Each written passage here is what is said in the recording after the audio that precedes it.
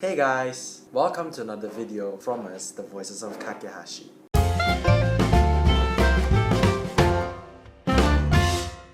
My name is Daniel Liu and I'm from Brunei. And I was hosted in Kyoto City from the second batch. I guess some of you might be really interested to know what happened in my exchange or what to expect there. And I think especially for the third batch, maybe the time got delayed, but I think you guys are still really excited to be actually going to Japan, right? So today, we just want to bring out a topic on how you can manage yourself financially when you are in Japan. Going to another country and going off yourself without your family, without your parents, one of the challenges would be how to manage your money yourself. So today, we'll just look at 3 tips that will help you financially during your whole exchange in Japan.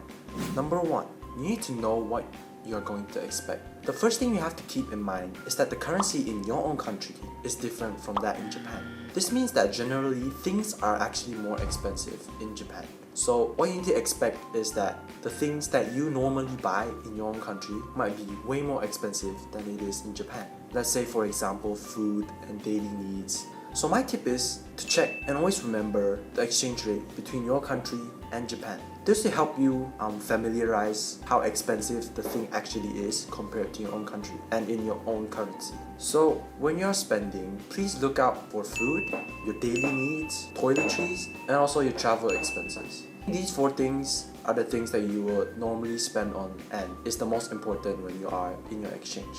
Moving on to number 2. When you start your exchange and you actually reach Japan, in your first month, you will expect to be given a sum of money or quite an amount of money to start off your exchange. I think it is a problem for a lot of us in the past that we will expect it to be, oh, I have so much money in one time. I'm like, wow. So what you do is, you go on a spending spree on your first month, pew pew pew, and your money just flies away like that, I think.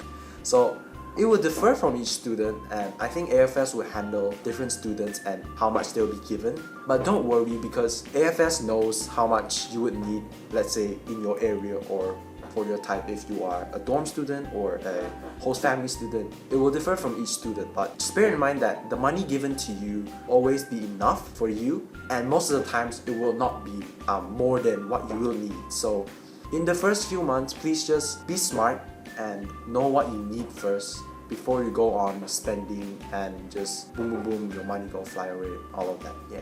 And moving on to the third point, this is more of like a personal opinion through personal experience. I think it's important, if your parents allow, to have prepare yourself debit cards, because I think if you were to be in Japan and you will want to purchase extra stuff, you can actually get money from your parents easily to the bank with debit card, so it wouldn't be such a hassle. Other than that, you can also save up money in case for emergencies. I think this is what a lot of us were also encouraged to do, because you never know when you would need quite an amount of money. Let's say you save up $100 or $200, just leave it there so that just in case one day you have an emergency and you need it. So for these 3 tips, I think it's very important to understand that different people will have different opinions on what is important, what you will need, what you will not need. And I think this exchange really teaches to know how to manage ourselves financially, on knowing which things are needed and also which things are not actually needed right now, and some things that are unaffordable and some things that you can afford right now.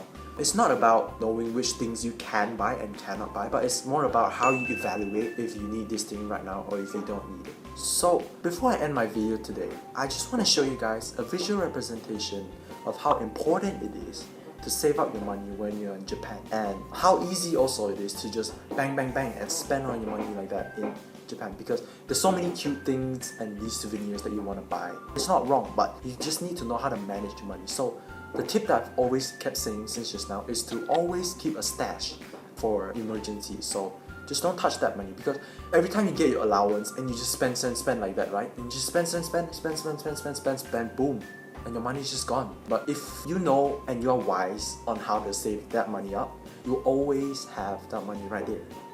And I know it's really hard to tell yourself to stop shopping, to stop buying all these things that you see are nice. So it's all up to your own self-discipline, and it's all up to your own self-control on how you want to manage your own money. Thank you guys for listening to me today. I hope you learned something from this video and you got something from it, whether you're going on an exchange to Japan or to another country. I think that managing your own finances is really, really important. I hope to see you guys in the next episodes. And don't forget to like, subscribe, and also share to your friends. Maybe it can help them on their exchange to somewhere else, how they can manage themselves financially. So see you guys. Stay safe and bye bye.